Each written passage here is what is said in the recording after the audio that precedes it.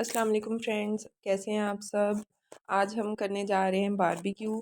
تو چکن کو میں مسالہ لگانے لگی تھی تو سوچا آپ لوگوں کے ساتھ بھی ٹکا مسالہ کی ریسپی شیئر کروں۔ تو سب سے پہلے میں نے لیا دہی 1 پاؤ، دہی میں آدھا کپ گھر کی کریم مکس کی اور اس میں لہسن ادرک کی پیسٹ شامل کی 4 چمچ ٹیبل سپون،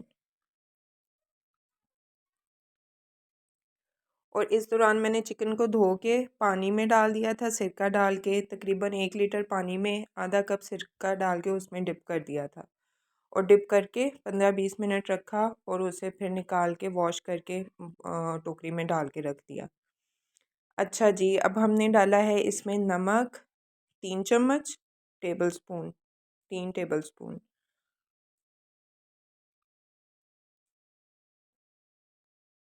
3 کلو ہے تو اس کا مسالہ بھی اسی حساب سے ہی نمک مرچ جائے گا۔ اور لال مرچ پاؤڈر ڈالا ہے میں نے 2 چمچ، اور کوٹی ہوئی مرچ میں نے ڈالی تھی 1 اور 1.5 چمچ کوٹی ہوئی مرچ ڈالی۔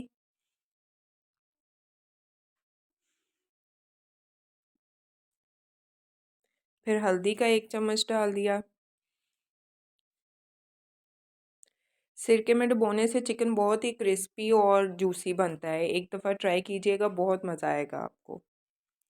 اچھا جی، گرم مسالے کا مکس، گرم مسالے کے میں نے 2 چمچ ڈال دیے،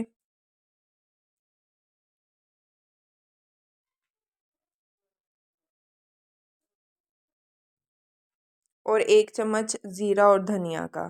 اس سارے گرم مسالہ کو پہلے میں نے توے پہ روسٹ کیا اور پھر میں نے اسے گرائنڈ کیا تھا۔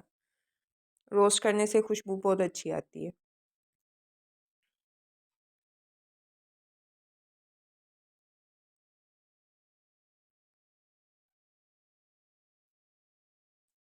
اب تھوڑی سی میں نے اجوائن لی ہے، تقریباً 1 ٹی سپون، اور اسے ہاتھ سے مل کے میں نے ڈال دیا اس میں مسالے میں، اور 1 چمچ ہی میں سوکھی ہوئی میتھی لوں گی، اسے بھی ہاتھ سے مسل کے اس میں شامل کر دوں گی۔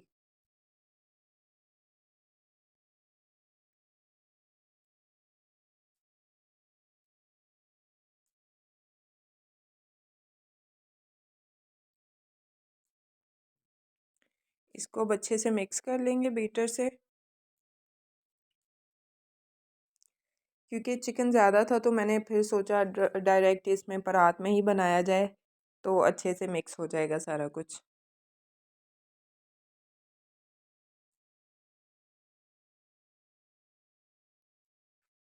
اور باربیکیو کے لیے یا کسی بھی قسم کا آپ نے فرائیڈ چکن بنانا ہے، ڈرائی چکن بنانا ہے، تو ٹرائی کیا کریں 1 دن پہلے سے مسالہ لگا لیں۔ اوور نائٹ جو مسالہ لگتا ہے اس سے بہت اچھا بنتا ہے، ٹیسٹ بہت اچھا آتا ہے۔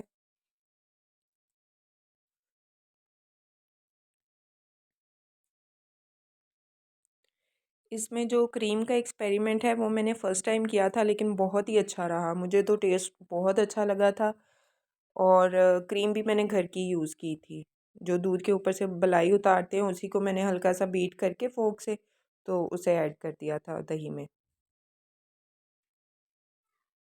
اب اس میں چکن ایڈ کروں گی۔ چکن کو بھی میں نے پرات میں الٹا کے ہاتھوں سے اچھی طرح سے میں نے مکس کر دیا تھا مسالے میں۔